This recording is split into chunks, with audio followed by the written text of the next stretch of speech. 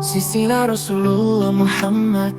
Sallallahu alaihi wasallam hingga Nabi Adam alaihi salam, Nabi Muhammad sallallahu alaihi wasallam bin Abdullah bin Abdul Muttalib bin Hasim bin Abdi Manaf bin Qusay bin Kilab bin Murrah bin Ka'ab bin Lu'ay bin Khalid bin Fihr bin Malik bin Nazar bin Kinana bin Khuzaimah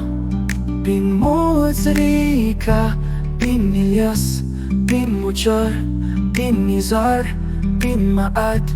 bin Adnan bin Utud bin Muqawim bin Nahur bin Tayrah bin Yarub bin Yasjub bin Nabid bin Ismail alaihi salam bin Ibrahim alaihi salam bin Tarikh bin Nahur bin Saruh bin Rauf bin Falah bin Aybar bin Shalah bin Arfaxyat bin Sham bin Nuh alaihi salam bin Lamkin bin Matusyalah bin Idris alaihi salam bin Yadin bin Mahir bin Qoinan bin Yahisi bin Sish bin Adam alaihi salam.